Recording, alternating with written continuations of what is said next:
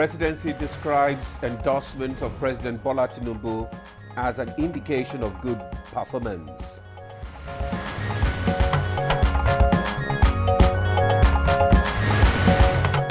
Daily airlift of made in Nigeria products begins.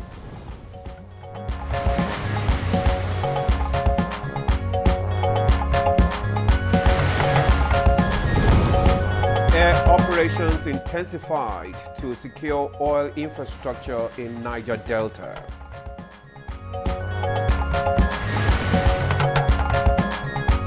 And today on Good Morning Nigeria, we shall discuss the housing sector in the current administration.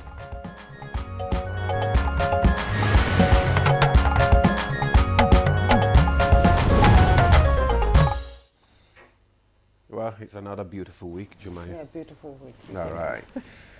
Everyone dreams of owning a house. It is the second most essential human need after food and plays a very vital role in the standard of living or place of anyone in a society. Indeed, now with a population of more than 200 million people, Nigeria struggled with huge housing deficit for several decades, prompting interventions from government to fill these gaps that had lingered because of many factors.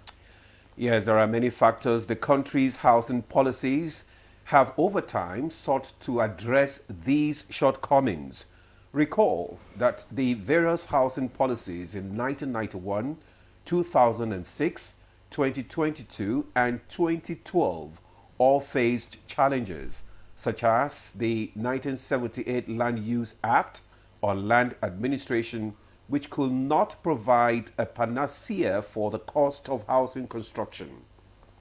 Other challenges that undermine the implementation of Nigeria's housing policies in the past include high production cost, government changes, political influence, corruption, shortage of skilled workers, unachievable westernized building standards, housing finance, high level of urbanization, poor policy programs, and contravention of building standards in addition to poor building materials. Yeah, several development plans also targeted strategies that could close the huge gaps in the provision of adequate and affordable mass housing for Nigerians. 2 years ago, the Bola Ahmed Tinubu administration inherited more than 20 million unit housing deficit. Its renewed hope agenda unveiled a comprehensive and ambitious strategy which places affordable housing within reach for millions of Nigerians. And the state of Nigeria's mortgage market, which was highly underdeveloped, accompanied by challenges associated with access to long-term affordable financing, as well as the issue of high interest rates and stringent eligibility criteria, made owning a home the exclusive preserve of the rich. Yeah, of the rich indeed. The Renew Hope agenda developed three core components to address the country's housing challenge. These include the Renewed Hope Social Housing Program, the Renew Hope Housing Estate, and the Renew Hope Sitters. Jumai. And now let me begin with the Renewed Hope Social Housing Program, which has the ambitious goal of constructing 100 units in each of the 774 local government areas within a year of launch, directly addressing the needs of the most vulnerable, marking 80% of these homes for local residents earning a living wage with monthly contributions of a third of their income. Next is the Renew Hope Estates. This program targets state capitals with a plan to build 250 units in each of the 36 states, representing a crucial step towards providing more affordable housing options in urban centers, leveraging government budgetary allocations and infrastructure. And thirdly is the Renewed Hope Cities. This is a project developed through public-private partnership in 7 strategic locations. Now, Minister of Housing and Urban Development, Architect Ahmed Musa Dengiwa, recently announced plans to also establish a framework for a real estate regulatory authority work in collaboration with the National Assembly and other key persons to bring greater relief to people who need homes. Yeah, greater relief, Juma. This is to ensure transparency, accountability, and professionalism to the sector. Let me also mention the additional 50 billion naira increase in the ministry's 2025 budget to help address neglects of the past. As at February this year, the ministry had 14 active construction sites in the country for more than 10,000 housing units, with many nearing completion. It has also secured the National Land Registration and Titling Program in collaboration with the World Bank, as well as reforms in land administration to simplify property ownership, strengthened the Federal Mortgage Bank of Nigeria and Federal Housing Authority. So how far have these last 2 years been for the housing sector under the Renewed Hope agenda? We have guests joining us shortly to speak on these issues. Welcome to the program. I am Jumai Yusuf. Let me also join Jumai to welcome you. I am Ademola Adeoye. Thank you for joining us. We are live on the network service of the NTA. Chukudi Okoli Ugbaja will be joining us shortly for the newspaper review. But first, let's catch up with the news with Stella Namete. He's our guide. Good morning, Stella. Good morning. Good morning, Ademola and Jumai. And now we begin the news by telling you that the presidency has reacted to the series of endorsements of President Bola Tinubu for a second term in office, describing it as an indication of good performance by the administration. At midterm of the administration, governors, National Assembly members and other structures of the All Progressives Congress APC have severally given pass marks and endorsed the president for another term in office. However, while a section of Nigerians believe it is too early to celebrate or prepare for the next election, the presidency says the endorsements only underscore that various reforms of the administration are yielding good results for the country. I don't think it is really too early. And even if it is too early, the opposition parties that are in disarray started it all. They have been trying to, have, all kind of meetings, gang up against the president. And you don't expect the APC to also fold its hand. And what you have seen is also the party trying to assess what they have been able to do in 2 years, a kind of midterm assessment. Nigeria begins daily airlift of made in Nigeria products to the rest of Africa. Minister of Trade and Investment, Dr. Jumoke Oduwole, made the revelation at the inaugural flight of the East and Southern Africa Air Cargo Corridor for exports. This is in fulfillment of government's commitment to increasing trade volumes and value, in addition to connecting Nigerian MSMEs to the world. AfCFTA is live. Nigeria's year-on-year export of non-oil goods has increased by 24% year-on-year. To the rest of Africa, it's now one of our biggest markets, and we're going to continue to move in that trajectory. Mr. President is committed to this agenda, and will continue to make sure that we deliver for Nigerian businesses. Meanwhile, the Nigerian Air Force has intensified air operations in the Niger Delta, recording significant successes in the ongoing fight against crude oil theft and the protection of vital national assets. A statement by the Director of Public Relations and Information, Air Commodore Ehimen Ejodame, indicates that through its 115 Special Operations Group, which hosts the air component of Operation Delta Safe, NAF, has maintained a high tempo of aerial missions across the region, dismantling illegal refining sites and disrupting the logistics of criminal networks. Between January and May 2025, the air component of Operation Delta Safe executed over 173 missions and 265 sorties, accumulating approximately 270 flying hours in support of joint military operations and independent strikes across key oil-producing states, including Ondo, Edo, Delta, Bayelsa, Rivers, Akwa Ibom, and Cross River. During these operations, airstrikes destroyed more than 100 illegal refining sites, 53 boats, 74 cooking tanks, 2 reservoirs, and several transport vehicles. These actions significantly degraded the capacity of oil thieves and vandals operating along critical corridors such as Buguma, Imo River, Port Harcourt, Okrika, Egbema, Ohaji, and the Trans-Niger pipeline right-of-way. Operatives of... And that's the news for now. Good morning, Nigeria continues with Jume and Ademola after this break.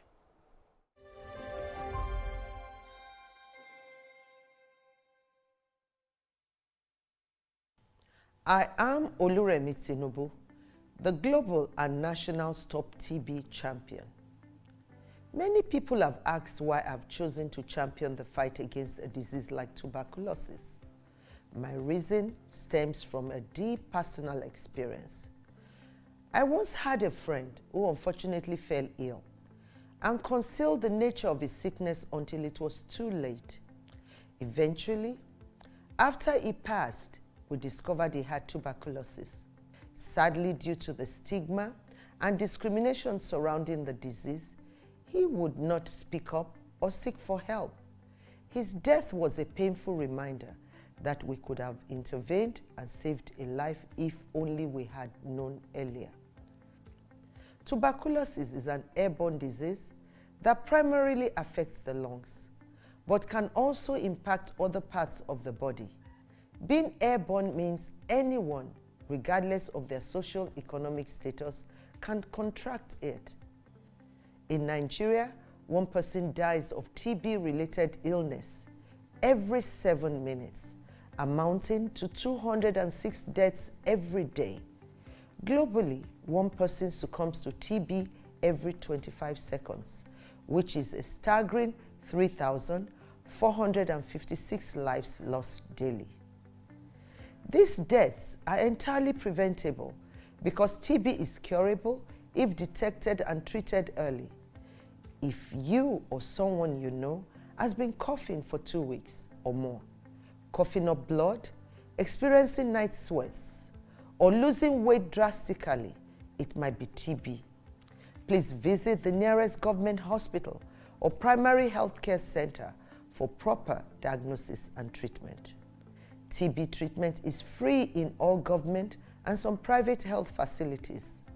Let us also remember not to stigmatize or discriminate against TB patients or those who have been treated for TB. Individuals who have been cured of TB cannot infect others. I call on all stakeholders, especially the private sector, to join us in the fight to end TB in Nigeria.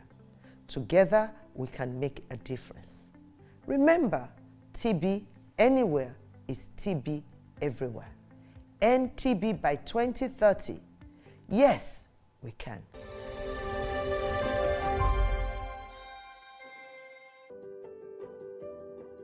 Have you heard the news? The federal government of Nigeria, through its direct benefit transfer program, has started the disbursement of 75,000 naira per household in 3 installments of 25,000, 25,000, 25,000 naira. Each recipient must have a validated national identification number, NIN, to receive the payment on behalf of their household members. To benefit, your household must be in the National Social Register of Poor and Vulnerable Households in Nigeria. The federal government's direct benefit transfer program is helping to reduce the effect of suffering while promoting financial and economic inclusion for the poor and vulnerable population in Nigeria. Afam Bogeneka, Ebim Nagara Dimawa Village, Abuja, Nazo Afeba. So Esom Nandi register na NSR government register with my NIN. So government we use ATM card.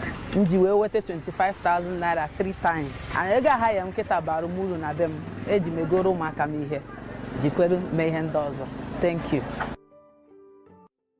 This message is brought to you by the Federal Ministry of Information and National Orientation, Federal Ministry of Humanitarian Affairs and Poverty Reduction, in collaboration with the National Social Investment Programs Agency, National Social Safety Nets Coordinating Office, and the National Cash Transfer Office.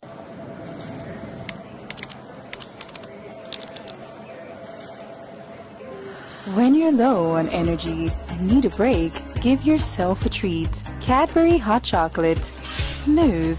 Crafted from cocoa, milk, and sugar. Creamy. Chocolatey. Frothy goodness. Rich taste. So satisfying.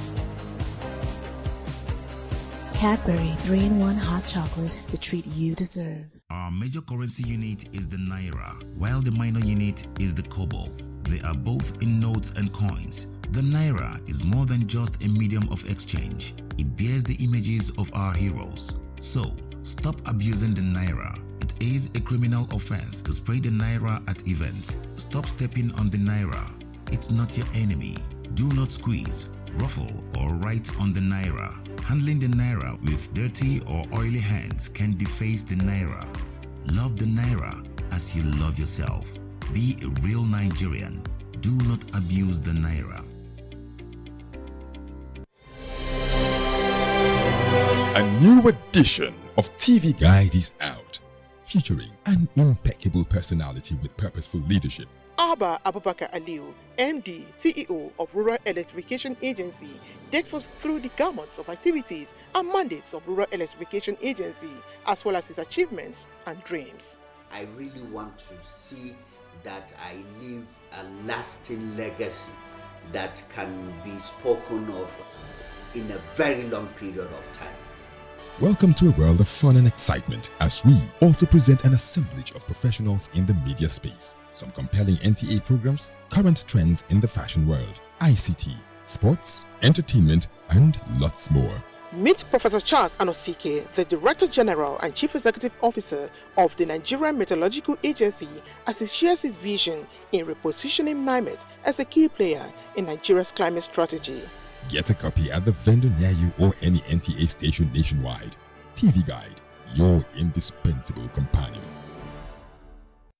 Hey Nigeria, ready to breathe cleaner air and save money? Let's talk about gas. Drive with CNG, the smart, cost-effective choice. Fill up for less and travel further. Save money, save the planet. Switch to LPG for cooking. It's cleaner, healthier, and better for environment. Say goodbye to smoke and eye problems. Do you know Nigeria is a gas nation ranked 9th globally with over 209 trillion cubic feet of gas reserve? Gas isn't just for cooking and driving. It powers industries too. Cleaner, cheaper, and more efficient. And the best part, conversion centers are popping up everywhere. It's never been easier to switch to gas. Join the cleaner energy revolution. Choose LPG for cooking and CNG for your vehicles. Clean energy for brighter future. This message is brought to you by the Office of the Honorable Minister of State for Petroleum Resources, Gas, supported by the Nigeria Midstream and Downstream Petroleum Regulatory Authority, NMDPRA. You're watching Good Morning Nigeria on the network service of the NTA, and the newspaper review is next.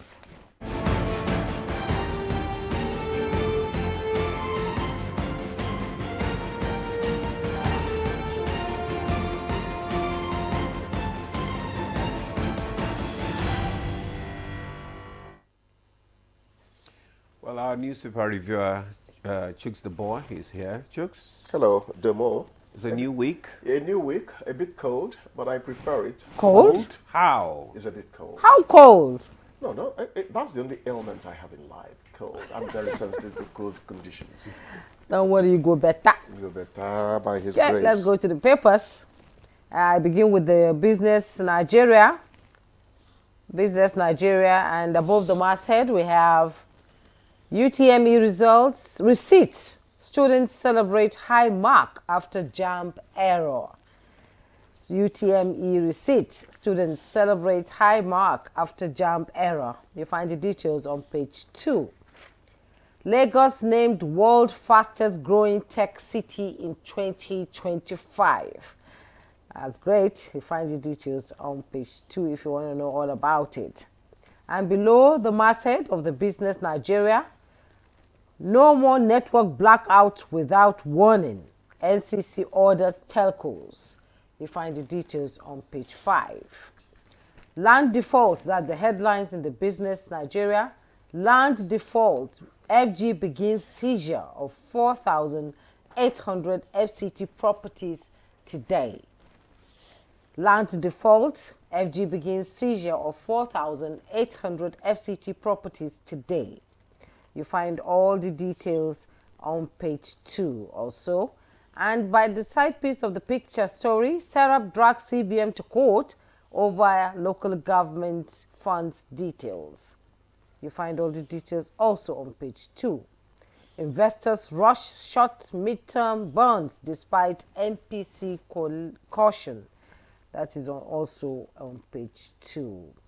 And fuel crisis looms if 30-day refinery deadline fails. That's coming from Petron. And Nigeria's treasury bill auction oversubscribed amid stable, I don't know, amid stable what? You find the details on page 2. Let me quickly go to the Daily Times newspaper. The Daily Times newspaper above the masthead. Wike pulls out of PDP pills deals, vows to fight until justice prevails. You find the details on page 11. And below the masthead, National Assembly, not a rubber stamp. Senate leader insists. With riders, faults opposition for labeling Parliament as pawn. You find the details on page 2. Just below the masthead, can you take yours, Mr. Demola? Oh, okay. Yes. All right. Let's move to this Nigeria newspaper. Just beside the news, beside the nameplate, Nigerian listed companies paid 1.1 trillion dividends in 2024 SEC. The details can be found on page 15. As PDP crisis worsens, Wike tackles Makinde Bala others, says Oyo governor, architect of problems in the party. Bala Mohammed hiding under facade of chairman of PDP Governors Forum to breach agreements, pulls out of all other agreements, vows to fight injustice in the party. Details of that story can be found on page 4. There were flooding. South states take precautionary measures. NIMET predicts heavy rainfall. Details of that story can be found on page 12.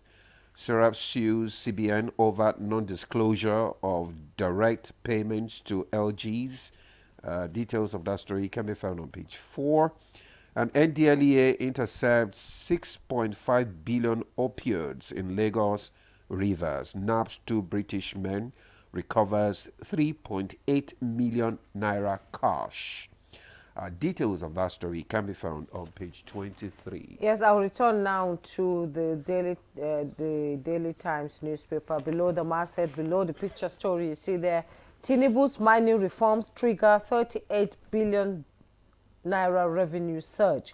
That's coming from Alake, the minister there. And Tinubu is God's gift to Nigeria, Prince Arthur Eze says. Accountability. PDP demands disclosure of project cost. IGR from Abia governor. And Fulani militants kill retired police officer. 20 orders in 30 communities. Details on page 2. You have solutions to Nigeria's problems, Obi tells Northerners. You find the details on page 2 also. Mr. Chukwudi, let's go. Yes, Arthur Eze says President Tinubu is God's gift to Nigeria. We called him Arthur 1000 when I was in Minaj Broadcast International. And they said if you greeted him, you were sure to get 1,000. 1,000 was big money that time, yes. You know. He's still trudging. Okay, anyway. UTME result, students are happy, yes. High marks have come. I am happy for Ishak, Professor Ishak Oloyede. I have to confess I like that man. We're asking him to be more careful next time. But that situation just proved he too is human, you know. But I'm happy the way it has all, you know, been resolved. PDP crisis worsens, Wike tackles Makinde Bala. Well, journalists are free to pick their headlines, but this PDP matter, me I not to understand them again. But I thought Wike and Makinde were friends. You see, you took it from my lips.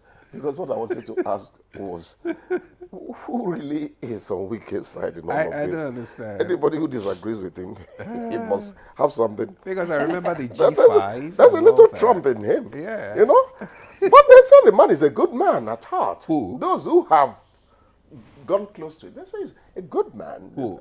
That's the FCT minister. Okay, well, I love what he's doing in Abuja. Oh, I told you he's the roadmaster. I love what he's doing. I don't like his politics to make me, subjugate his achievements as somebody who is changing the face of Abuja.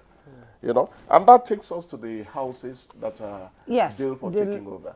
You know, we should discuss that, shouldn't we? Yes, land default. FG begins seizure of 4,800 FCT properties today. My question is, Chukudi, if they are they going to repossess the house, or are they going to? What happens to the tenants living in the house?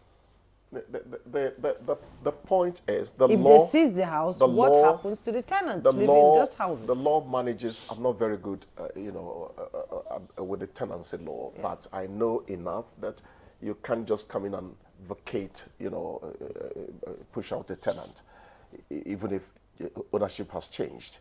When ownership changes, the 6 months,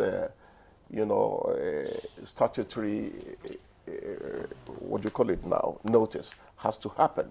Where do they go to? You might in this present situation in this country. Where do they go to? That's the moral extension of your question. Yes, we're talking about what is practicable by law. Yes, you see, my dear Juma, your question is not out of place. Let's have a heart.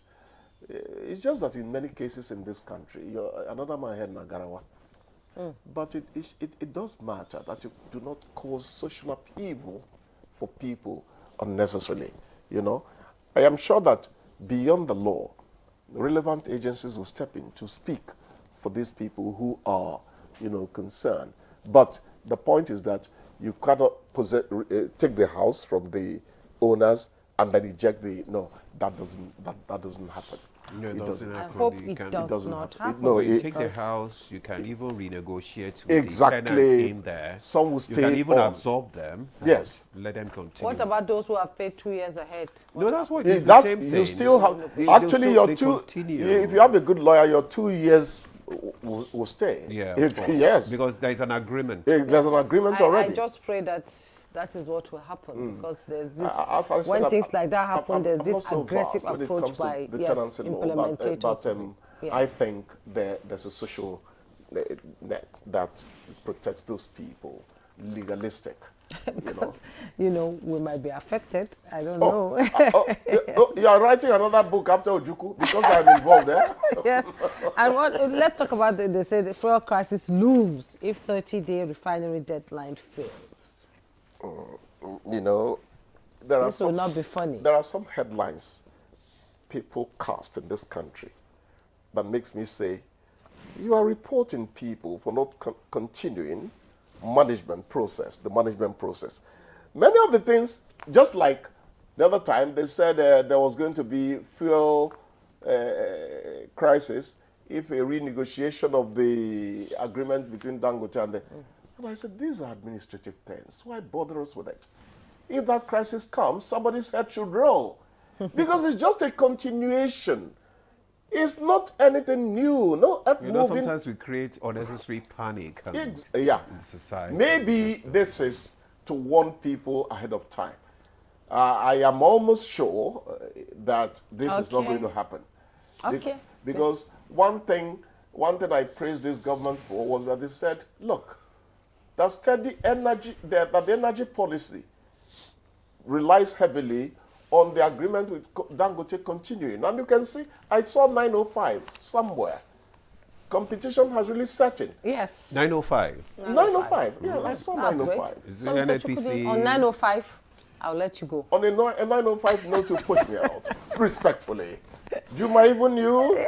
Thank you so much for coming. Thank you. We'll take a break. When we return, our conversation will begin and our guests will be in the studio. Don't go away.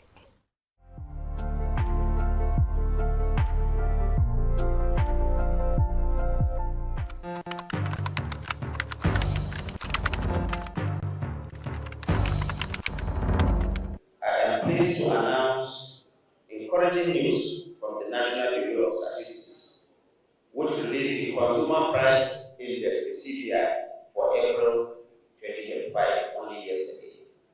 According to the report, the headline inflation rate for April stood at 23.71%, this represents a decrease of 0.52% from the 24.23% recorded in March 2025. Similarly, month-on-month inflation dropped by a notable 2.04% from 3.90% in March to 1.86% in April. This, of course, did not just happen by chance. The president is focused and is determined, and his determination and his interventions are clearly paying off. The benefits of reform, though gradual, are real and measurable.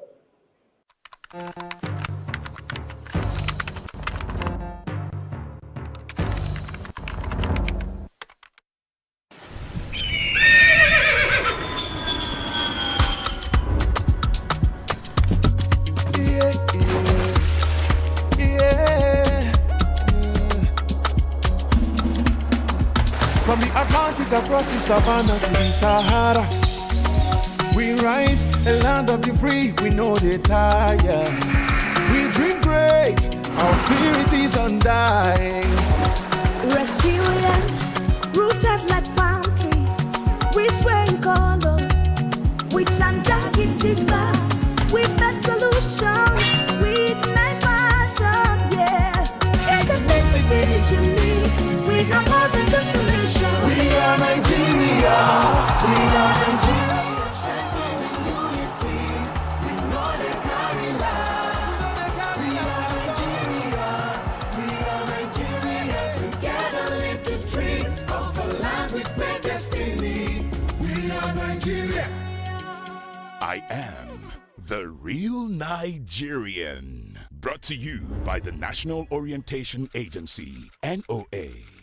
The Nigerian national flag represents our country's history, culture, and identity. It was designed in 1959. The colors are Emerald Green 2.0, which represents agriculture, and Immaculate White represents unity and peace. Know how to handle our flag. Illuminate the environment or don't fly the flag overnight. Do not fly a dirty or tattered flag. Take such flag to the nearest National Orientation Agency office for proper disposal and replacement. The national flag can only be flown at half-mast on the directive of the federal government. The national flag must be flown at the same or higher height when displayed alongside other flags. Don't burn or allow the national flag to fall on the ground. Do not print, decorate, modify, or insert the coat of arms on the flag. Our national heroes are not buried with the flag. They are honored by presenting it to their next of kin during interment. Respect our national flag. Be a real Nigerian. This message was brought to you by the National Orientation Agency, NOA. At NTA Television College Jos, you will dive into exhilarating hands that will fuel your passion in education and propel your career to new heights. We don't just teach, we craft the next generation of media leaders. Explore our diverse offering, understanding the personnel matters and issues in the public service, basic development communication, financial reporting under IPSAS, and interpretation of public sector accounting standard IPSAS, audit, internal check and control management, video camera maintenance, new technologies, optics, fiber, IP technologies, automation, storage management, and wireless technology. Challenges and opportunities in the secretarial profession in the digital age. Digital marketing, basic drama, online reporting, understanding the provisions of the revised public service, audio engineering operations and maintenance, camera operations, and intermediate drama. Mark your calendar. The second quarter of 2025 is your launch pad. This is your moment to seize the future. Announcer Management. I want to play! I want to play! Survey says...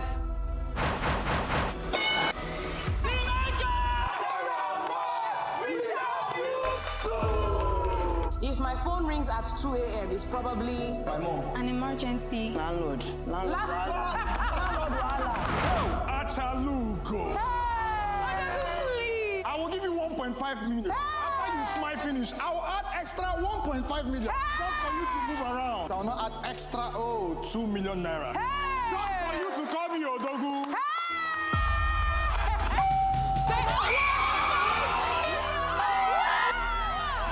Family Feud Nigeria Season 3 is officially live.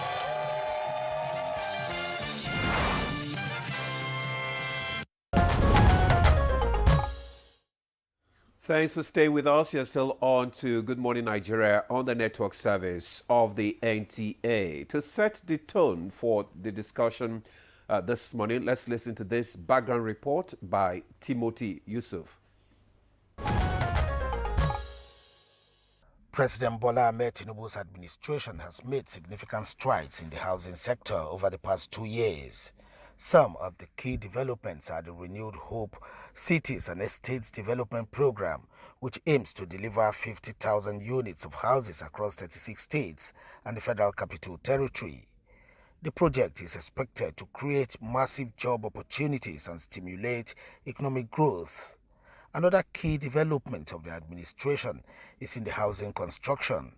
Here, the administration has approved the construction of 1,000 houses in 7 states, including Sokoto, Kebbi, Katsina, Zamfara, Kaduna, Niger, and Benue, with a budget of 50 billion naira allocated to the National Emergency Management Agency, NEMA, to kickstart the project. Affordable housing initiatives is another priority key area where the administration plans to utilize 5 trillion naira from the Central Bank of Nigeria's Cash Reserve Fund to promote long-term mortgages and affordable consumer credit. The move aims to increase liquidity in the housing market and encourage private sector participation. In the area of reforms and partnerships, the administration has outlined plans to review PENCOM regulations to allow increased investment of pension funds in the mortgage asset class and work with state governments to provide credits and incentives to developers of affordable housing. Overall, many believe that the Tinubu administration's initiatives in the housing sector aim to address Nigeria's significant housing deficit, create jobs and stimulate economic growth. While challenges persist, they posit that the administration's efforts have the potential to make a positive impact on the sector. Let's now join our guests in the studio for details of our focus today on Good Morning Nigeria, President Tinubu's 2 years in the housing sector. Thank you, Timothy Yusuf, for that background report. And now seated here in our studio to discuss the 2 years of the Tinubu administration with focus on the housing sector is the Honorable Minister of Housing and Urban Development, Architect Ahmed Musa Lengiwa. You're welcome to Good Morning Nigeria. Thank you very much. Once again. Once again, good morning. Good to have you. Also joining us here is Damola Akindolire, is a PPP consultant for Renewed Hope Cities project. Mr. Damola, you are welcome to Good Morning Nigeria. Thank you for having me. Good morning. All right. Okay, so let's kickstart our conversation with the Honorable Minister, because housing is the second most challenging, thing for Nigerians right now after food. We hear a lot of Nigerians, especially crying now that the prices of house rent is just going higher and out of the sky. Now, Honorable Minister, can you just let us have an overview of the Renewed Hope Housing Program? What is it all about? Well, thank you very much. The Renewed Hope Housing Program is a program of Federal Government of Nigeria under the President Bola Ahmed Tinubu. It's a transformative program in order to make housing a reality for Nigerians. Home ownership, I can say, a reality for Nigerians. It's aimed to make housing very accessible, inclusive, and affordable for all Nigerians and all cadres of Nigerians, from the high to the low, even to the low-income Nigerians. That's what the Renewed Hope Housing Program is all about. And when it came in 3 categories. We had the Renewed Hope Cities Program, which is aimed to deliver 7 cities in the country one in the federal capital, and then 6, one in each geopolitical zone of the country, in the major cities of each of the zones. This is aimed to deliver 1,000 plus housing units in these locations, and the houses should be high-rise buildings made up of a block of flats, terraces, and duplexes. This is aimed through the PPP, public-private partnerships, whereby the government will only provide an environment for private sector to come and deliver these cities in the 7 locations. The second one is the renewed hub estates, which is aimed to deliver a minimum of 250 housing units in the remaining 30 states of the Federation. It's to be funded by the federal government of Nigeria. The third one is aimed to deliver social housing, which is the renewed hub social housing, in 774 local government of Nigerians for the low income and even the no income, which is zero income, even the vulnerables and the displaced population of the country. It is aimed to deliver 77,400 housing units at 100 housing units in each of the 774 local government areas of the country. This is what the Renewed Hope program is all about: to deliver cities, to deliver estates, and to deliver social housing to Nigerians. Okay, you mentioned cities. Which are the cities? Where are the cities located? Well, currently we have taken at least 3 of the cities. We have taken one in Abuja, which is Karsana Renewed Hope Estate, or city, that is being developed, 3,112 housing units. It has gone very far, and it's about to be commissioned. Portion of the housing units will be commissioned any moment from now by Mr. President. And we have also taken that of Lagos, Ijebu, Ibeju Lekki in Lagos, where we're delivering 2,000 housing units. Those ones also have gone very far. We intend to deliver at least half of those housing units any moment from now. You can see some of the clips later. Then we also have the Kano, which is the Renewed Hope city also in Kano. We are delivering also another 2,000 housing units.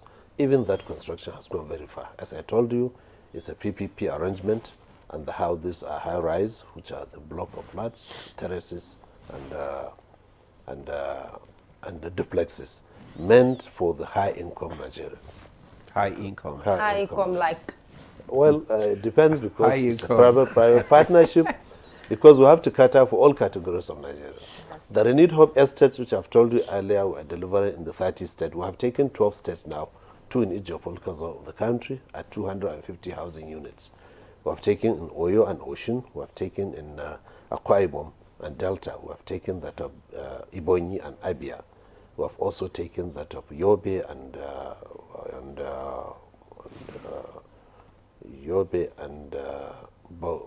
Gombe, sorry, and that of Benue and Nasarawa, and also Katsina and Sokoto.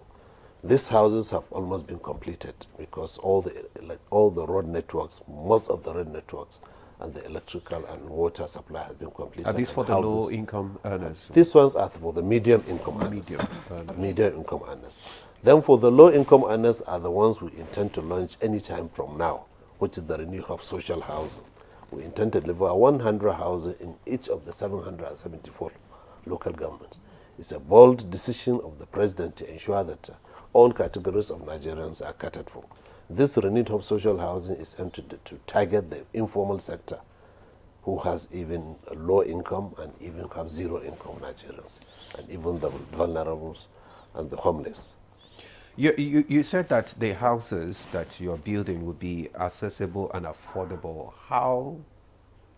Because if you look at the take home of most Nigerians now, and the houses, their prices are just, how are you going to make it accessible and affordable for ordinary Nigerians? Well, we made it accessible to every category of Nigerians. If you're high income, we have done it for you. These are the Renewed Hope cities which you have to go for.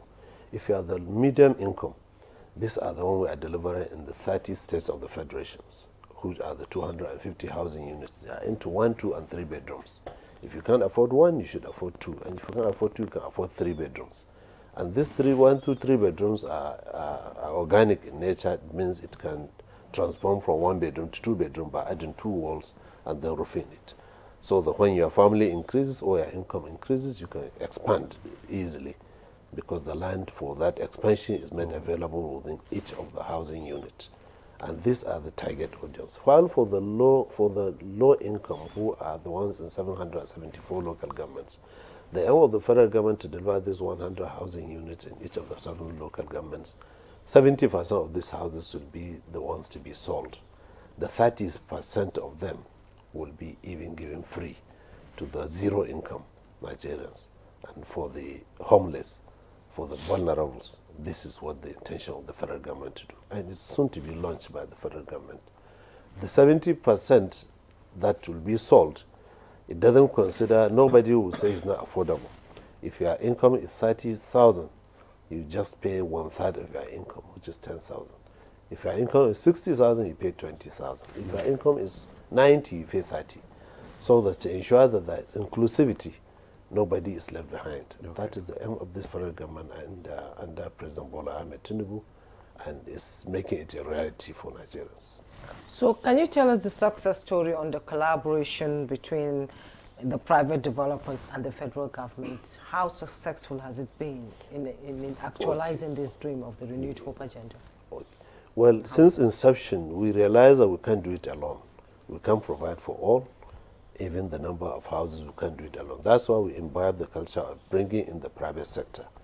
Under the public-private partnership of our ministry, we intend to invited interested developers who came on board.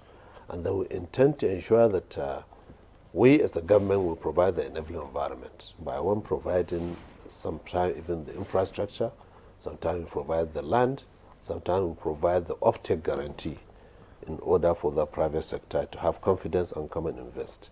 And it has been successful because so far we have drawn over 70 billion naira into the private sector to which they are developing. In fact, the houses that are being built in Lagos and Abuja and Kano, they are all the private sector initiative under the PPP.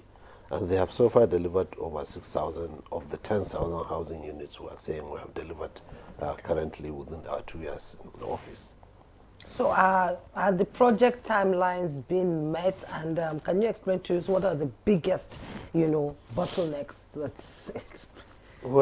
are there? Because we can't rule that out. No, you can't. There's always challenges in every business you do. Quite well on the public PPP sector, which we are doing.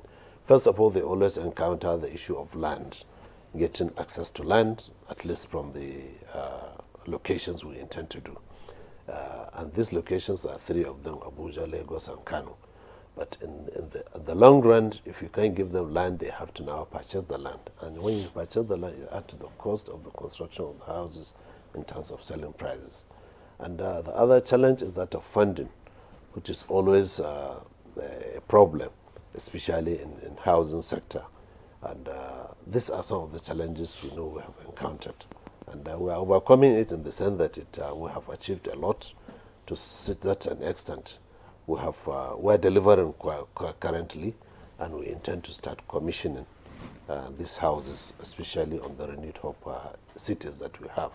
Also on the Renewed Hope estates, we have similar challenge and delay in funding, especially when it comes to delivery of these houses. But as I told you, we are overcoming them and intend to deliver these houses any moment from now.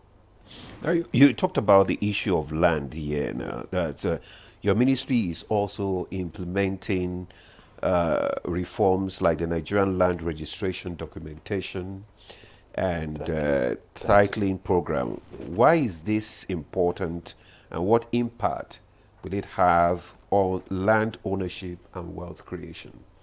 Well, as you quite well know, we say that one of the challenges in housing is that of land. Once you remove that obstacle, then provision of housing will be much better and it will upscale it. And that's why the ministry is now is about to launch this National Land Documentation and Titling Program.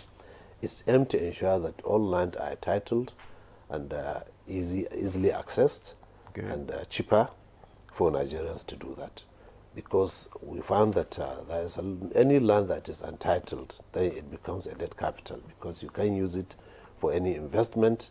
The owner cannot use it as an investment. He cannot even draw funding to further his businesses or to do any other financial engagement with the land. So that's why we embarked that culture in collaboration with the state governments. 99% I can say of the land we have in the country belongs to the state governments. The federal government owns only just about 1% of the total land that we're having. So that's why that collaboration is very key with the state governments to ensure that we increase access to land, we reduce that bottlenecks that has to do with land, and we encourage the state governments to encourage their citizens to title their land, and the state government to make the land titling very easy and accessible. In many of the states, you found that you take at least 2 years to get a CFO in some of the states. There is no state, I think, that you can get a land processed within 6 months. So 6 months to 1 year, to 2 years is unproductive. That's why the ministry is trying to ensure that they bring in the state governments to ensure that we upscale it, because using technology to ensure that you can get to a land title within 1 month, 30 days, if you can imbibe the culture of this electronics method. That's why the ministry has established the federal land titling program that we are having now in the ministry. Okay, this cannot be done alone by by the housing and the PPE, the private sector. Last time we spoke on this housing issue, you talked about job creation. Yeah. That building these houses will create a lot of jobs for our youths, women, who want to join the building sector. How has it improved the living standards of some Nigerians through jobs gotten from building these kind of houses across Nigeria? Well, that's why the Renewed Hope agenda is not just building the houses. It's about job creation, inclusivity, and making Nigerians to earn a living. For every house you build, you are creating 25 jobs. So for the 10,000 houses that we are delivering currently under the Renewed Hope agenda of Mr. President, we are creating nothing less than 250,000 jobs. And you'll find that you get people engaged. And on construction side, most of our laborers, they earn nothing less than 150,000 naira monthly. Because at the rate of 5,000 per day, down 30 days, you are getting 150,000 naira, which is even more than the minimum wage that we are having. So that's why the job creation, imagine the job creation that is creating under the Renewed Hope cities and estates, and even under the Renewed Hope social housing we intend to do. The Renewed Hope social housing we intend to do of 77,400 units, 100 in every local government, will create nothing less than 2 million jobs. So imagine catering for 2 million jobs, earning 150,000 naira monthly. What would that do? It improves the local economies of the locations where we're having these housing units. Thank you. You talked about there's something that I read about the housing portal. Yes. Can you, how does it work? How does it ensure equal access for Nigerians, for housing? Yes. When we roll out the Renewed Hope program, we find that what are the options for accessing these houses? The options could be either direct payment or outright purchase, outright payment or installmental payment, or mortgage, or through rent-to-own. And we created a portal, which is the Renewed Hope portal, under the ministry, to which anywhere you can access this is www.renewedhopehomes at FMHUD, Federal Ministry of Housing and Urban Development.gov.ng. Once you access it, it takes you to the site where we are building these houses. It shows you the location these houses are being constructed, the types of houses, their prices, and how to access. Then once you pick the one you want, then it will take you to the mode of payment you want to pay. If you want to pay outright purchase, it will take you to the bank account where you make the lodgement, and the offer letter will clip on for you, signed, and with your name on top. And if you intend to do installmental payment, then the offer letter will come to you with the installmental breakdown, how you intend to be making the payments. An offer letter will still come out with you with that breakdown. And if you pick the mortgage or the rent-to-own, it will take you to the Federal Mortgage Bank site where it will show you, it will ask you some of the parameters for you to confirm your affordability. What's your salary, how long are you staying in your work, to calculate the affordability. And it will confirm to you whether it's affordable to you or not. So that's what that portal is all about. To the extent that an offer letter will be out for you, and then you start making payments through a bank account. But how do people get houses? Is this portal, is it online? I mean, how do people have access to it? Well, it's online, and once you click that Renewed Hope Homes. Okay. Yes, Renewed Hope Homes. Because people would love to know the site. Renewed Hope Homes at Federal Ministry of Housing and Development. Renewed Hope Homes at fmhud.gov.ng. All right. That's the website. Okay, we've had so many, housing policies over the years, from the 80s to 90s now. Can you tell us what is the distinct difference between this Renewed Hope housing and the other housing schemes that have existed before? Well, I can say that it's distinct in many ways. First, it's distinct from the fact that within just 2 years, we have delivered 100,000 houses, or we're delivering 100,000 houses, and most of them are being completed. If you compare the previous administration, I think they did 7,000 housing units, out of it 3,500 were completed. And they are not sold, we are the ones that even pick them up and then sold them to Nigerian publics. But this time around, we have brought out the program, we are delivering 100,000, we have brought out the portal for even purchase and access, and Nigerians have started even paying for it. Then the second one is that the houses we are delivering are organic in such a way that all categories of income brackets are catered for, from the high income to the middle income to the low income to even the zero income Nigerians. They could be able to have houses as long as the houses are delivered, which we are delivering now. So this is the uniqueness of these ones, and in the sense that the issue of affordability, that once the houses are built, we say the social categories of Nigerians cannot afford it due to your income, which is not your fault, then you say they are denied. So that's why the distinct difference between this program and others, as I mentioned earlier, all categories of cities and estates and social housing are all catered for all Nigerians. So it's a holistic, approach to ensure reducing the deficit in housing. That is the only way to do it. Okay, you said you have mobilized over 70 billion in private sector investment. Yes. How is the PPP model working in practice, and what role are developers playing in expanding these housing assets? Well, how it is being worked is such a way that developers approach the ministry with their own proposal. Some will come even with their own land to ensure that we come and partner with them. Okay. We as a ministry, we know that we have to ensure that sometimes we even bring in the ICRC, which is an organ of government, constitutionally rates an organ of government that does that.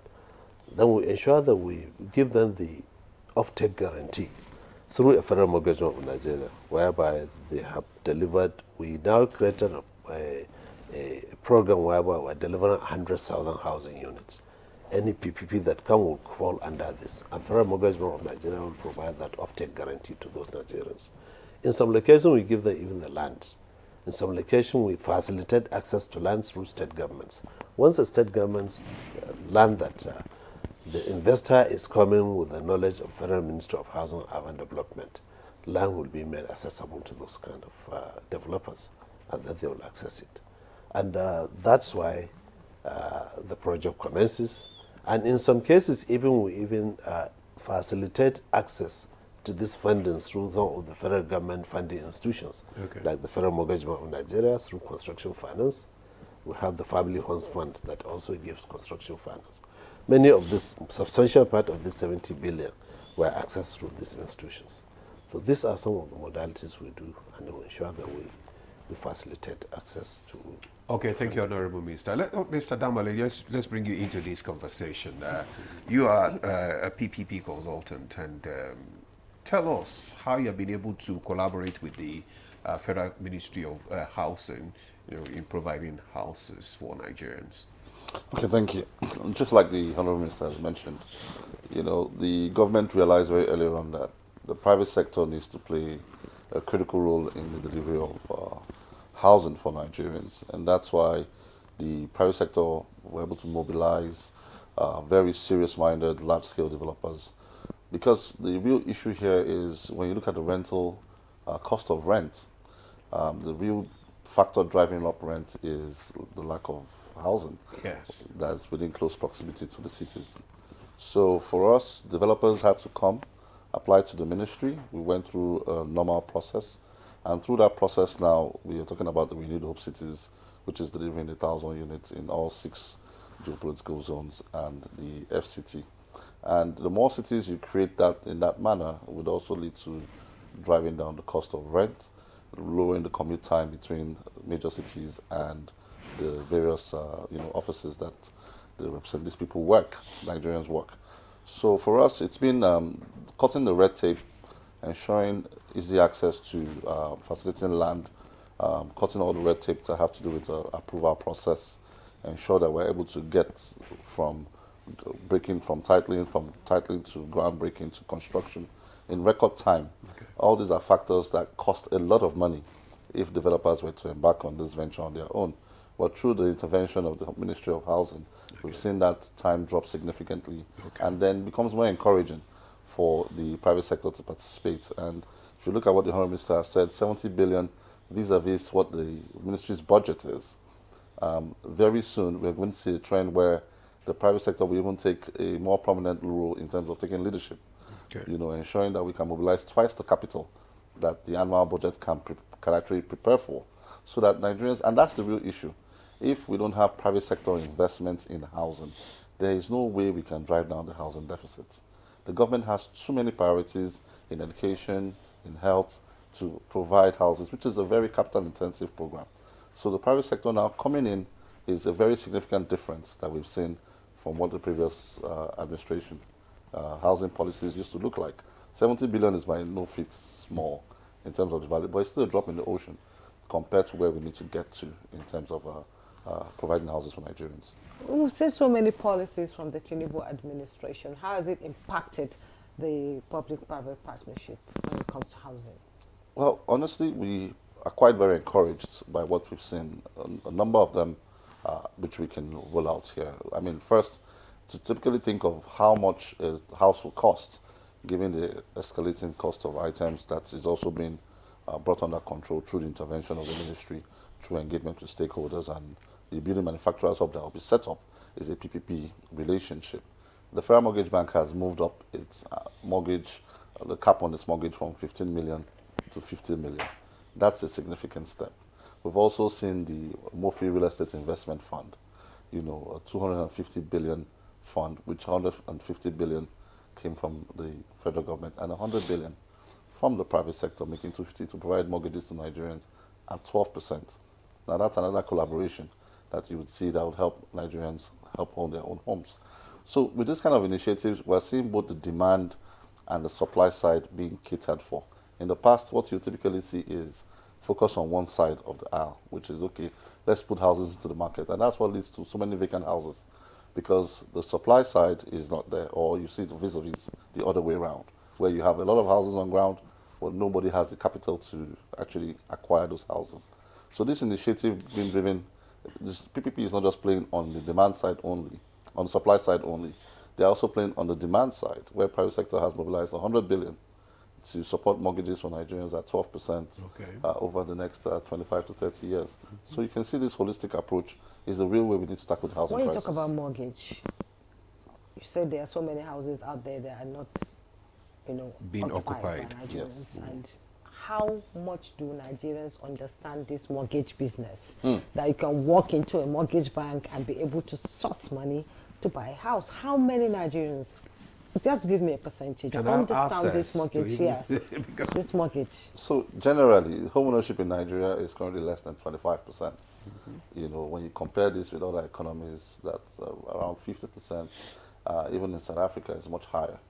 You know, it's because the real factor here is the credit enhancement ability for an average Nigerian is still somewhere where it has to be enhanced. You know, and if you look at the general administration policy of President Bola Ahmed Tinubu, you would see setups like Credit Corps. You know, you'll see setups like the Nigeria Credit Guarantee Company. The whole idea is to improve the purchasing power of Nigerians. So yes, there might be a gap in knowledge of what mortgages are all about, but what mortgages really do is to enhance the purchasing power of an average Nigerian rather than wait 20 years to save and buy a house that the prices keep moving. You can actually lock the prices at the rate of today and pay over your working life, you know, and that's really the story of mortgages, you know. But the real issue with Nigerian mortgages is the rates. The rates have been, you know, astronomically high. That's the question. So the rates have been quite high because why? When you mobilize private sector capital, you have to also make sure you are matching those rates with returns that are, you know, are quite attractive. But through the intervention and policy direction of this government, we have now seen, okay, how do we deliberately encourage that when people build, we have Nigerians, we give Nigerians the power to buy. And that's why the first thing that the government has done is to, okay, let's move the cap on what we call a decent house from 15 million to 50 million at 6% mortgage rate. Now, from 15 to 50? To 50 million. That's high. That's a considerable high number, you know, at 6% over the life of the working life of the average worker. And then you also find on the MRIF side, they have said, okay, we can get up to 100 million at 12%. You know, so not only can anyone access this, you know, available considerations, but if you look at 6%, 12%, and look at the commercial bank rate of 35%, you will see that there's a significant gap, which is one of the things we want Nigerians to keep talking about, that how do we participate in the shape and how government policies affect our lives. This is a practical example of what can happen when the private sector is in the room to discuss policies that affect the Nigerian lives. Yes, Mr. Dambole, you have said it. But let me even ask the minister, because most of the time when government come out with, you know, housing policies like this, you find out that at the end of the day, majority of the low-income earners don't even have access to it because of the rate, just like he talked about, 12%, 6%, 50 million, you know. I mean, at the end of the day, most of the people that, you know, buy these houses are still the rich, the well-to-do individuals, and they now let it out to the low-income earners. How is this government trying to correct that? Is there a way that, you know, this can be corrected? Well, there are many ways, in such a way that the federal government has an institution, which is the primary mortgage bank, which is the Federal Mortgage Bank of Nigeria. It's the secondary mortgage market that can provide affordable mortgages to all Nigerians at the rate of 6%, which is the cheapest you can get, and with a large time of repayment, which is up to 30 years repayment. If you compare it with the private sector, they can only give you mortgage if you go to commercial bank for 5 years at almost 25%. Now with the MRIF, they can provide you 16% with maybe 20 years. So already there exists an institution that has branches in 36 states of the Federation, including FCT, that is providing that. But Nigerians couldn't know about it, despite the fact that every week there is a television program by the Federal Mortgage Bank of Nigeria. There's a radio program in all languages, Hausa, Igbo, and even Pidgin and Yoruba. So for Nigerians to know that there is an institution of government that's providing affordable mortgages to Nigerians at 6% to pay over a period of 30 years, which is the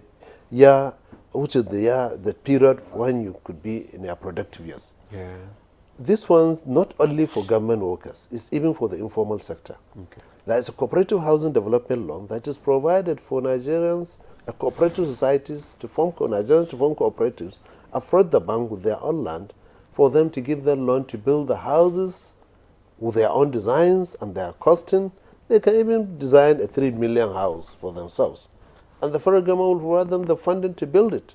Once you build it, you bring in the off-takers who are your members of cooperatives and you get the houses. And once you get your land, that's why we always encourage this land titling. Once you have a title land, Federal Mortgage Bank of Nigeria will give you a loan, you are individually, to build your individual construction loan, to build your own house at your own fees. So there are options, there are available opportunities for Nigerians. But the only thing is that Nigerians are not ready to access it. Or they are not aware of it. That it is possible. Well, I don't believe that they are not aware of it. Because as far as I've told you, every week there's a radio, there's a television program of FMBN. There's also a radio program of FMBN. And you have to even, there's a branches in 36 states of the Federation. I think there's a deduction for all workers of 2.5% of their earnings. So if there's a deductions, you have the right to go there and inquire. I've been deducted. This money I need to access mortgage. Then they can guide you on how to do it. And one thing which the federal government did this administration is increasing the minimum wage, 70%, 70,000 naira, from 30,000 to 70,000 as a minimum wage. And it has increased the affordability of Nigerians for them to afford to own a house.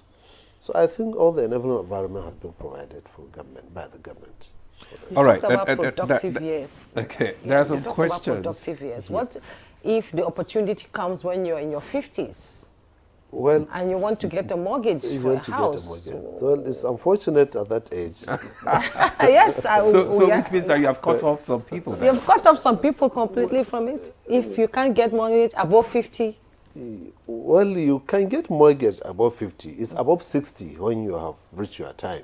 You can get mortgage above 50. At 50, you have 10 years at least. For a teacher, he has 15 years. Because it's 65 years, I think, for teachers and other categories of Nigeria. But once you are 60, no way. Once you are 60, honestly, it's difficult for you to get a mortgage. Because mortgage is meant to be repaid back. Unless if you fall into the vulnerable Nigerians, which we are building in the local governments for Nigerians to access a free house when it is being constructed. Okay, you talked about partnership with Shelter Afrique Development Bank. Yes. It's a milestone, actually. Yes. So what does this mean for the Nigerian housing sector, and how many houses will be delivered from this deal? Look, Shelter Afrique Development Bank is an African development bank that was established to provide affordable housing to Nigeria, housing finance to Nigerians. That's what the bank is doing. And since it was established over 20 years ago, Nigeria has been a major shareholder. In fact, we're the second largest shareholders. But as a government, we have never accessed any loan from it. Though some few private sector have accessed some of these loans from this development bank. So now we are in collaboration with them to sign an MOU to provide loan to build 5,000 housing units. That MOU has been signed. We have acquired land. We are finishing the designs, and for us to ensure that we access that facility to access the 5,000 housing units and affordable housing units from the Shelter Afrique Development Bank. For low-income earners? For low-income earners. Yeah. Okay. Honorable Ministers, we have our guests. I mean, our viewers have been sending, comments and questions. Yeah. They will just read out some of them so that you can respond to them. I said, good morning, presenters and our guest in the studio. Shelter is the most important and necessary thing after food for every Nigerian citizen supposed to have. Every citizen's prayer, either government worker or as a private person, is to have a house for himself and his family. As the cost of building materials in Nigeria today is very high, I'm urging the federal government to please do something so that every Nigerian can be able to have a house of their own. Thank you, Alhaji Garko Karu site. That is from Alhaji Garko. Garko. Okay, Garko. Okay. Then this one says, good morning, my brother Demola and my sister Jumai. I'm Abbas Abubakar Said from Jalingo, Taraba State. He said, housing estate provide organized and affordable shelter. However, I have the following questions. How can the authority address the allocation process, bureaucratic delays, and the absence of an open application portal? I think that has been talked about. Addressing these challenges will help eliminate disenfranchisement and restore hope and confidence among staff. Now this one say, I have a question for the Minister of Housing and Urban Development. What mechanism is the ministry putting in place to prevent fraudsters from hacking the ministry's website or scam unsuspected citizens who want to pay for a house? Same from Alaji Garko. Maybe I should just pause there so that you can respond to some of these questions before we take the other questions as well. Thank you very much. The other first two questions, I think they are just commendations and a statement that they made. But the last one is very key to us, especially. No, one said about the what is the cost of housing materials? The cost of building material is high quite well due to the many reasons. And what the government is doing toward that is to ensure that we produce our building materials locally. Because if you don't discourage importation of local building materials, then the building material cost will be very high. Okay. And you'll find that the houses will keep on being unaffordable to Nigerians. So that's why what the ministry is doing currently is that of establishing a building material manufacturing hubs, one in each of all the country. We have gotten some private sector who are coming to establish those private building material manufacturing hubs. We have gotten locations, one in Ijopol Kazon, one in Shagamu, one in Lokoja, one in Aba, and then another one in Kano, and Gwambe and Gwambe. So these are the locations we intend to have this building material manufacturing hub. We have written letters to all the state governors on these locations to provide us with 200 hectares of land for us to establish these hubs. And investors are already in discussion with them, who are very much key and ready to come and establish that. Once that is done, we assure you Nigerians that building material costs will be stabilized and Nigerians will have affordable houses to purchase. Yes. Then the issue of the hiking, that one is very key to us. We are aware of that, and we are taking a lot of precaution to ensure that hackers have not access into our websites to ensure that they defraud Nigerians. So we're doing all we could to ensure that we safeguard the website. Okay. Thank you. Okay, I have some questions through here, and I begin with Adewale Olaniyan. He's based here in Abuja. He said, "Good morning, Honorable Minister. How is the 753 duplexes seized from a single person going to be shared? Because I believe the houses were built with Nigerian money, and as such, it should go around the country." And MWO Abdul, naval rating, retired from Kano, says, "I am a retired naval rating, and I served 35 years in the service, and I don't have a house to live after my retirement. How will I get involved as a #1 citizen to benefit?" And Mr. Marka Dominic Odue said, "I want to thank the Minister for throwing more light on the housing project for Nigerians. However, most of us, the federal civil servants, find it difficult to access these houses. How can a civil servant get access to this house seamlessly?" And Hajia Rahmat, a 60-year-old and above, should be considered for the federal mortgage loan if the beneficiary has a veritable means of livelihood beyond the retirement age. Well, thank you very much. Some of the questions are very valid. For those retirees, I doubt if they have a very stable pension that usually comes their way. Because once you say it's a mortgage, then it means it has to be repaid. And Nigerians should know that for any loan to be given out, someone has to be credit worthy to access a loan. And once you accept the loan, it means you have to pay it. But we have an informal sector set up whereby even those who are not earning salaries from the government, they can also access mortgages from Nigerians. So it's very difficult for us to confirm whether a retiree could be able to access a loan from a bank or from a mortgage bank while his salary, he doesn't have a steady income. So that is the crux of the matter. Yeah. Okay, I have this. This one says, "Good morning, sir, Honorable Minister. Thanks for the enlightenment and efforts shared here. I would like to share my experience trying to get a house through the Federal Housing Loans Board for almost 4 years. It has been from frustrating application from one developer to another. and even more blocked-necked civil service politics, bribery and wickedness where a staff would hide one's files just to frustrate its movement, and the slow process that ends up leaving a bitter taste in one's mouth. Even as a level 12 officer with the Federal Civil Service, the federal loan can't even cover a 2-bedroom flat for me. So what do I do? Then this one says, good morning. Thank you for the housing scheme initiative. Please, how can one access the housing scheme on a normal day without having to be a federal government worker? And how can it be assessed in the various states? This is coming from Mrs. Helen. So maybe probably you answered the first question. Yeah, the first question that has to do with the Federal Housing Loans Board. It's a federal government agency under the head of service of the Federation. It is done to provide for the federal government workers a facility for them to access mortgage loans. And it's unfortunate, these frustrations, how he was able to be frustrated to that level. The only way is that if there are options, you move to the next option.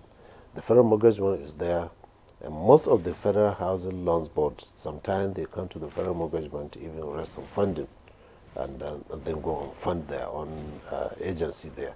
So I'm very much sure if he has tried the federal mortgage bank, you may get it much better than what he's getting, the frustration he's having now. Okay. Yes. Then the second one says, thank you for the housing scheme. Please, how can one access the housing scheme on a normal day without having to be a federal government worker? Well, most of the loans are not only for federal government workers. Okay. Even the informal sector provisions are made. So like this, our own houses that we are doing, since they are under portal, nobody will ask you why you are working, but will ask you what you are earning. Okay. And whatever you earn, it can be in the informal sector or in the formal sector. It can be in the public or private sector, to which one can be able to earn a business. What it matters is for we to know what is your earnings and you have a steady income. Through your bank statement, one could be able to verify that. And that's the only way to do it. So it's not only for government workers. It's not only for government workers, but Adewale is also asking about the 753 duplexes.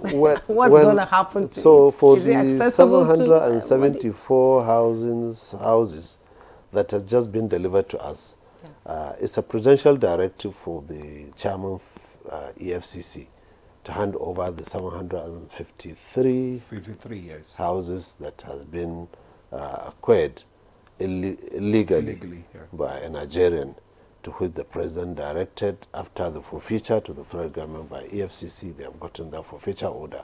The president directed that these houses should be handed over to the ministry to complete them and sell them to Nigerians, and some of it for federal government needs. So that's what the directive is all about. And what we did today, this Monday morning, I'm going to inaugurate the committee to go and do the assessment in terms of the integrity test to ensure the structural stability of the houses, and then do the assessment for the completion of the houses, and then also come up with the framework for selling of those houses. And selling of these houses, I'm sure, will not be different from what we are doing now in the ministry, but specifically for those type of houses that have been seized under the seizure of the EFCC. So we want to assure Nigerians that once these things are completed, we finish our assessment, then we go ahead and complete at least the infrastructure of the estate and some of the ancillary facilities within the estate, and take the houses to a level that up to roof level and plastered externally. Then we can even start selling them to the public as for them carcass? as carcass. They complete internally, because every Nigerian has his own taste and ability in terms of affordability to finish it. But we want to finish them so that all the terraces will look the same. All the block of flats will look the same. All the duplexes will look the same, so that there won't be any differences. Nobody can come and add another floor on the existing structure, so that because it's not meant for that. So once we're able to standardize these houses, then we'll start selling. And assure Nigerians in a couple of weeks will now come up with a framework for the sales of these houses. Will you go through a public-private partnership to do that? To complete, yes. We have not yet come to that. We then need to bring in the public-private partnership. Government needs to put a little funding for the completion of the houses to the level we can sell them off. when we are completing the infrastructure. Already there are some few infrastructure on ground. The roads are already laid, but no drainages, no water, no electricity. So we have to provide that. There is a fence, we have to strengthen the fence, do a gate house. There are other ancillary facilities like the sports center, the shopping malls and other facilities that were provided in the estates. So we want to complete them. For the houses, every house, most of the houses, or almost all the houses are not roofed. So we want to roof them, plaster externally, and then dispose them off to the public for them to acquire. Okay. Architect Damola, let me just ask you, what policy reforms do you think necessary to improve the governance and risk management framework in Nigeria's housing sector? Well, I mean, there's quite a number of them. Some of them are being done already. But I think very prominent amongst them is the need for us to carry out extensive land reform, which the ministry is already initiating that process by, unlocking debt capital. Nigeria has, according to PwC, $300 billion worth of debt capital. So I think the land reform is very critical. Once that can be done, a lot more Nigerians can have access to finance if the land is titleable. That's one. Also, we are seeing some policy direction in terms of managing the cost of building materials, which astronomically has continued to increase over time. And the simple reason for that is because a number of up to 60% of building material items are being imported. So we're beginning to see policy direction to help manage and stem that particular challenge. So that helps us to fix some issues on the supply side. While on the demand side, we've seen initiatives like policies around the mortgages. One of the things you would have to commend the Honourable Minister and the Federal Ministry of Housing and Urban Development for is the portal. Typically in the past, this housing thing are always done under the table, but with the portal, you can influence who does what. And you're even limited by things like BVN, so if you go to the portal today, some data requirements are there. So with your BVN, you can't buy more than 2 units. So even if you had the resources to buy 10, you can only buy 2, so that you can give opportunities for other people to participate in this kind of initiatives. So the initial, based on people's experiences, it's all been sold, it's all been shared, all that has been eliminated with IT infrastructure they've put in place, which is quite very commendable and shows transparency. And that also gives confidence to the private sector to participate. So I think on the demand side, if we continue to see mortgage rates continue to go lower, continue to see initiatives that help Nigerians to finance the acquisition of their homes with lower rates. And then we begin to see houses located in places that they can at least afford. I think we'll solve not all, but a significant portion of the Nigerians' housing crisis. So I think from private sector, we believe those areas are key areas that must be touch points. All right. Well, thank you very much. We'll go for a break now. The conversation will continue when we come back. Stay with us.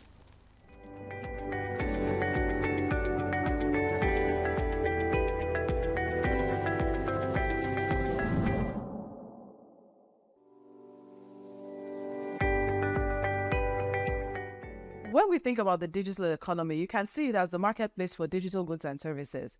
And increasingly, it's becoming a force to reckon with and an incredible contributor to economic growth, because we've seen the growth in technology and digital platforms. Technology has it really permeated every aspect of life and business, the way we live, the way we work. And when we talk about the digital economy, we're really talking about leveraging technology and digital platforms in a powerful way to drive growth, to drive solutions to problems, to drive applications, and to provide services. The digital economy is something that has the potential to help Nigeria leapfrog a lot of its development challenges, right? Because think about what the mobile phone did for Nigeria years ago. That is the potential we have for digital, because it has a way of reducing the barriers to innovation It has a way of being able to transform service delivery, whether it's government's delivery of services or whether it's services in the health system where people can use digital to actually be able to see their patients better. But it takes a lot to realize that potential of digital. The first thing is there, like every other thing, there's an infrastructure you have to build to be able to make sure that digital economy can thrive. Think of something like, capturing that happens in Nigeria, right? Where you capture, people's biometric when they go for a driver's license, when they go for passports, and each of those are separate things. Imagine a system where we're able to streamline that and actually have a platform that exchange biometric information that makes it easier for people to access passports, easier for people to register to vote. But today it's very tough, right? But those are basic infrastructure that needs to be invested in. A lot of it is through government and private sector collaborations to make it happen. If we're looking to accelerate growth in the Nigerian space, we really need to look at enabling the digital economy. That includes providing digital infrastructure, connectivity, because that's the highway, like the highway that everything rides on. We need to think about digital capacity building in terms of the suppliers to the economy and also the consumers within the economy. So a robust digital literacy initiative. The good thing about technology is that, one, it helps you to transcend boundaries. Two, it creates a level playing field, really, because if you create a solution, a technology-based solution that is applicable in this environment, that same technology can be applicable, exported to other environments. And, technology platforms also help drive collaboration, right? When we're thinking about innovation, when we're thinking about business growth, collaboration is an important part of that. So when we think about the impacts with the rest of the world, we find that actually technology platforms are giving us an opportunity to engage more actively, to collaborate, to create partnerships, to even export our knowledge and services for people to engage with all the great things I'm talking about technology and digital platforms. They need access, internet access, broadband access. So we need to make sure that access is more available and affordable for the average user. The most important thing is to think about where you want to go as a country and actually what type of policies are going to help get you there. There are examples of countries who've been able to transform using digital, for example. There are very clear things those countries did to be able to make it happen. So a lot of this, the pathway to be able to solve these problems are not mysterious, right? It takes courage of the policymakers to be able to understudy some of these things and bring in the policies that work to be able to help them.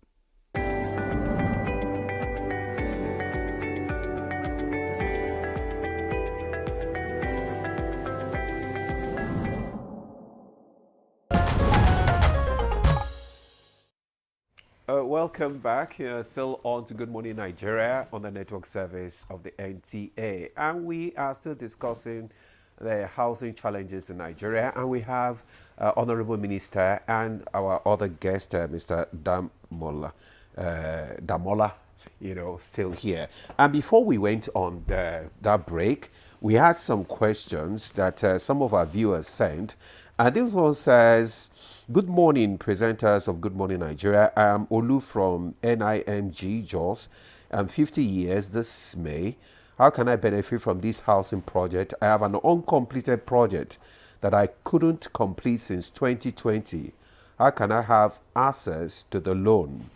And this one says, good morning. My question on housing goes, please, is there any means that our pension scheme can be used in securing or assessing housing mortgages, especially in the private sector? This is Dave Adebola. And this one is on the 774 houses. The challenge is that the ministry will give out the finishing of the estate out as a contract, and the prices will usually be over bloated And at the end of the day, the cost will be passed over to the Nigerians that will tender to purchase them. This is John Ade from Abuja. Honorable Minister, sir. Yes, thank you very much. The first one that is discussing about an uncompleted house he wants to complete. Yeah. Luckily, there is a facility under the Federal Mortgage Bank of Nigeria that provide construction finance, individual construction loan to Nigerians. And those that have commenced construction, they are much more favored. So all he needs to do to take the designs of the houses and then calculate or estimate what it needs to complete the houses. Take the pictures of the houses and approach the branch in his own state where he's living. That branch will process the loan for him and send to the headquarters of Federal Mortgage Bank for them to disburse the money for completion. Okay. And I assure him that disbursement will be in 3 installments for him to complete his house and then occupy it. Immediately after completion, then they will start deduction 1/3 of his salary until he pays that facility. It's done by the Federal Mortgage Bank of Nigeria over years, and people should know about that. The second one is the issue of using pension scheme. Using pension scheme. You know, to already, secure, to access. Already you can access your equity. Most of the mortgages, you'll find that you have to pay 10% of your equity. So the pension funds have agreed to give that, to pay that equity on behalf of Nigerians, on behalf of the pensioners, even if you are still in service. So the pension fund will use part of your pension fund that you need to have and pay your equity on your behalf. And then the deductions commences from your loan, because in some cases it's a requirement to pay equity. So pension fund have already started doing that. And I'm sure when he approaches any of the Federal Mortgage Bank in the branches that we're having, they could be able to tell him that. Then the last question is on the 774 houses. Yes. I think he's talking about the social housing we intend to do. Yeah. The social housing is a bold initiative of the government, and is intended to cater for the low income and the zero income Nigerians, and even the vulnerables. So he didn't think of the cost of construction. The cost of construction is not a factor in the selling prices of the houses. The houses, when it is built, it will be sold to any Nigerian that approaches the institution that is disbursing those houses. Because Okay. to just consider what you earn, and you pay 1/3 of it, whatever it is.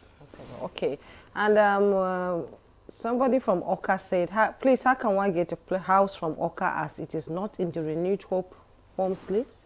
Is Oka not on list? Oka is a state capital, I presume. Hmm? Yeah, Anambra. So we have, it's the second phase of the Renewed Hope Estate that we intend to do. We have taken 12 now. This year we intend to take at least 10 or 12 again. We always want to ensure that the equitable distribution. If you don't take 6, then we'll take 12 in every state of the Federation, depending on the budgetary allocation of this year's budget that we're having. So it's on the planning stage. So Oka, I think they have given us land, so Oka will be included in that. Will be in the next batch. Yes, the next batch. Any And state another that one has given us said, accessible land will take it up. Okay, Mr. Peter Onalo, Peter from Lafia said, please, how can those who contributed to FMB and are now retired benefit?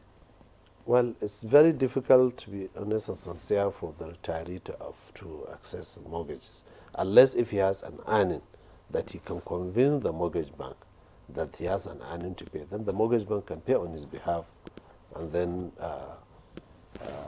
they start deduction, or he start paying the mortgage bank that money monthly, and then the houses will be available to him. Yeah. Well, Honorable Minister, since you are talking about the Federal Mortgage Bank now, let's talk about its recapitalization. How has this transformed the bank, and how does it translate to accessing funds for a home? Well, the mortgage bank, since inception, it has been undercapitalized, and currently that's what the bank has been struggling for.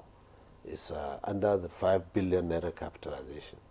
That 5 billion, only 2.5 billion has been paid, 50% of it, to which is not adequate. So apart from the fact that it is sourcing its fund from the contribution, workers' contribution, the bank will not be able even to survive it. That's why over time there has been a cry for increase in the recapitalization of the bank from the 5 billion to at least 500 billion naira. Okay. Recently, last year, I took the memo, Federal Executive Memo, to Federal Executive Council for recapitalization of the bank. And the Federal Executive Council refer us back to sit down with the Minister of Finance, the CBN, and other stakeholders to ensure that we amend the memo and then bring it forward for the federal government. The issue of that is not the 500 billion naira, it's not the whole amount to be given by the federal government. The recapitalization, 50% of it should be the equity contribution by the federal government, and 50% will be debt capital to be sourced from the investors who will invest that 50 billion, 250 billion. And with that recapitalization, it's going to improve its activities and even extend its mortgages, not only houses, even to commercial properties. Okay. Mr. Damola, let me ask you, should federal government play a role in regulating the housing market, and how can it balance the needs of different stakeholders? Absolutely. The federal government, albeit limited, but definitely has a role to play. We have seen escalating add-on costs from agents who have taken advantage of Nigerians.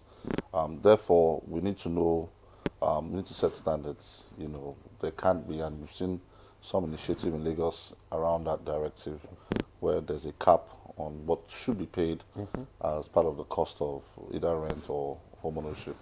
We've also seen all sorts of players who've taken advantage of Nigerians offering products that do not exist in the name of off-plan without any verifiable title or document or plans to show that they have intent to even construct. So, and defraud unsuspecting Nigerians who want to take advantage of the early entry so that they can reap the benefits of the growth of the capital appreciation of the assets. So definitely there's a role for regulation to ensure that the framework is there to limit or even eliminate these unscrupulous elements that take advantage and, you know, increase. Because if you look at the actual cost of, you know, houses, if you look at the rent side, by the time you add 10% caution, 10% agency, 10% this, 10% that, you're almost at 40, 30% of the cost itself, you know, and some of these monies are never returned, you know. So there's role for government, and I do know that there's a Senate bill that is in process, and I'm sure they will definitely work with the Ministry of Housing to harmonize what kind of regulation should be in place, but we cannot over-regulate the industry, as we need private sector to have the confidence that they will not have their investment stalled by one regulation or the other. But we need to weed the industry out of elements that take advantage of Nigerians. Okay, it's 2 years of the Tinubu administration. As we begin to wind down this program, I want to ask you this question. Where do you see the housing sector at the end of the first term of President Tinubu?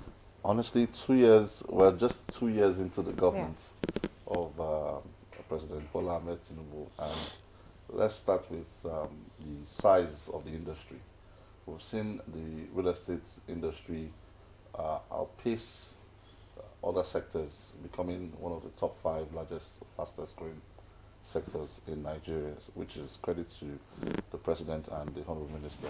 We've also seen the real estate sector overtake the popular oil and gas industry, becoming the 3rd largest sector behind agriculture and trade, according to the Nigeria Bureau of Statistics. So that alone tells you, from a macro factor, what has happened in 2 short years, you know, that we have seen.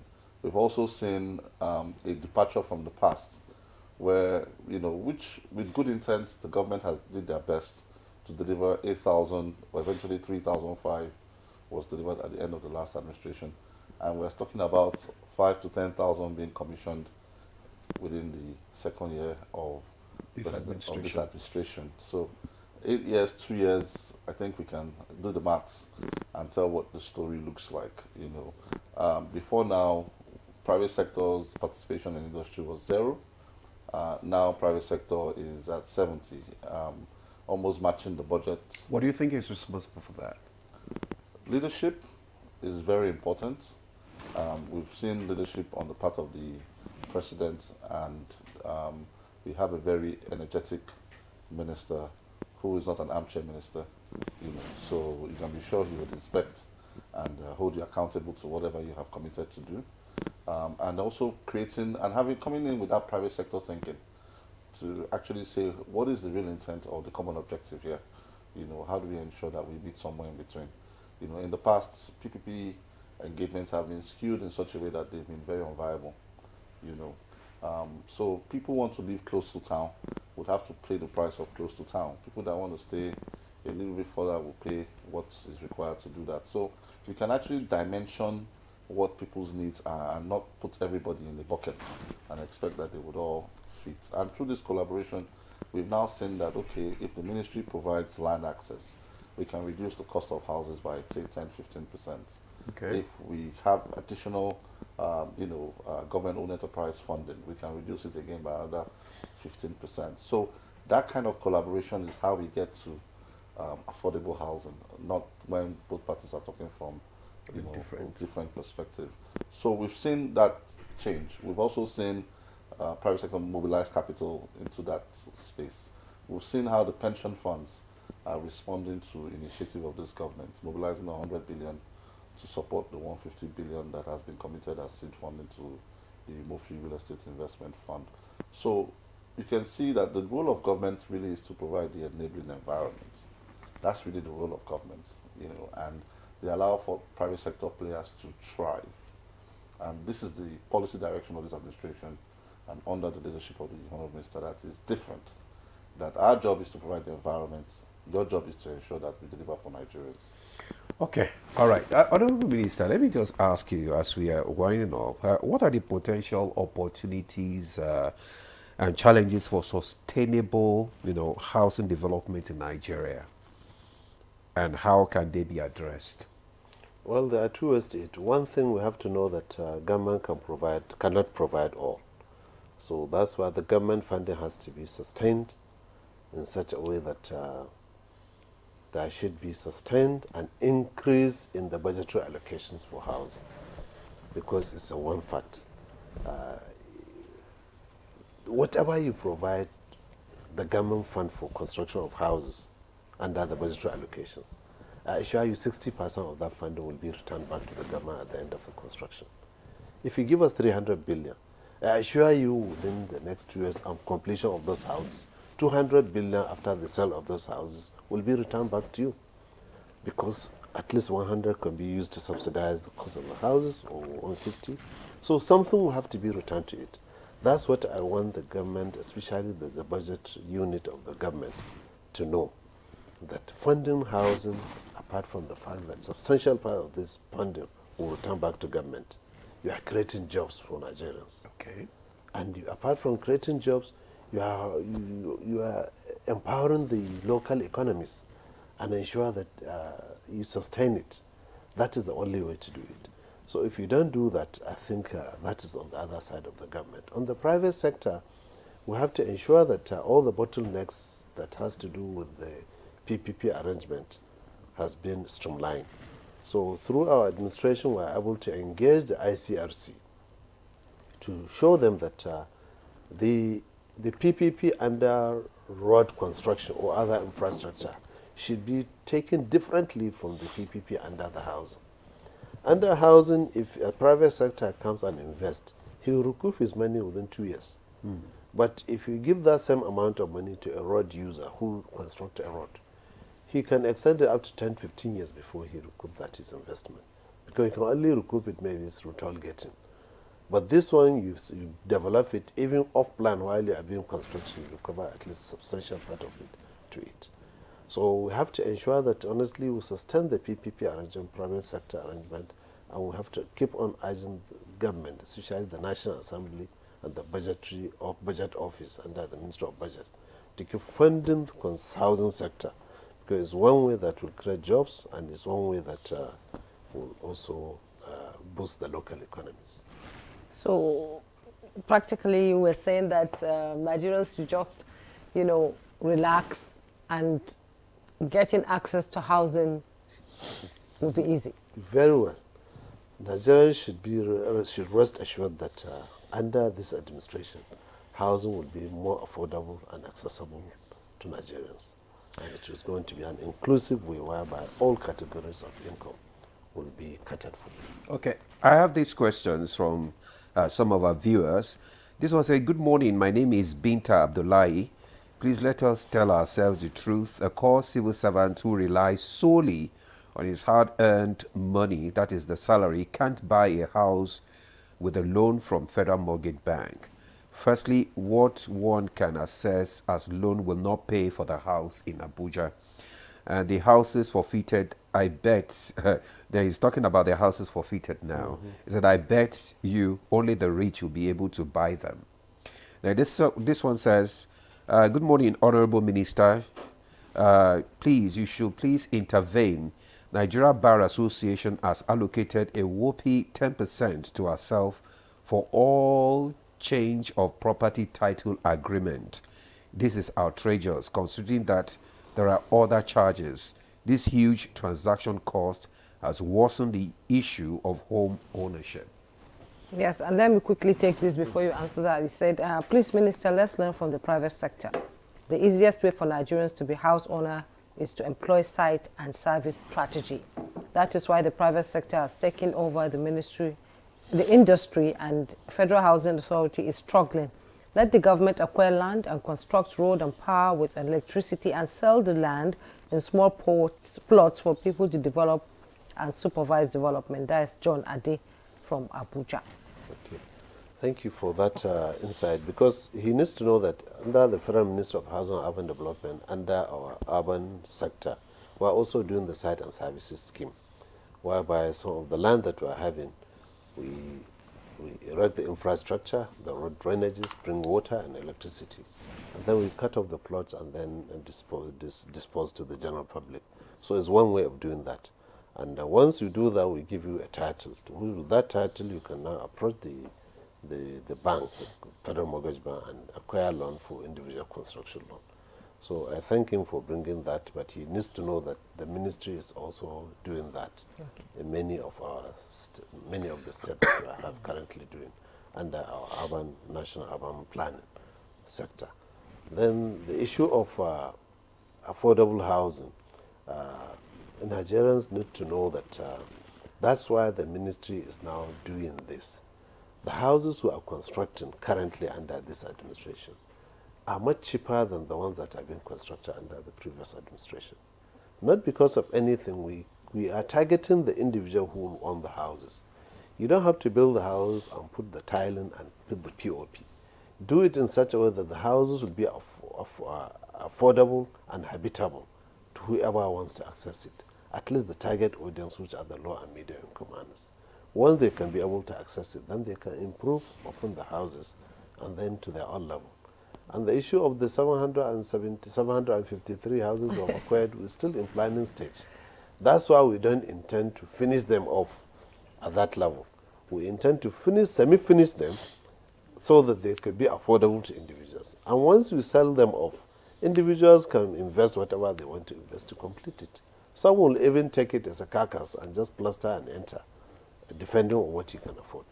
So we are doing that, and we are considering a lot of that. On the issue of Nigerian Bar Association, which he says is an issue to which we have to engage the Nigerian Bar Association. If it is in their scale of fees, their professional scale of fees, there's nothing we could do about it apart from the fact that it has to be on legislation. Because every profession has its own approved, federal government approved scale of fees. Like we have it in the architects and the quantity surveyors and other, the built environment and engineers. But Nigerian Bar Association, we have to call on them that if it is not within their own professional scale of fees, please let them reduce that charges at least half the price to 5% instead of 10% for them to do that. They should reduce from 10% to 5%. To Thank you 5%. so much, Honorable Minister, for coming on Good Morning Nigeria today.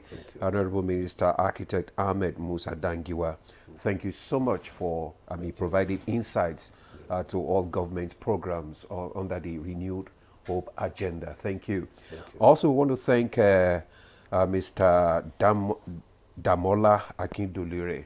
Thank you so much for coming to give us perspective on the PPP, project. Thank you so much. We also want to thank all our viewers for your questions and also for your comments. Thank you so much for being interactive on this program. That's all far we can take. My name is Ademola Adoye. Do have a lovely day. And I'm Jumbo Yusuf.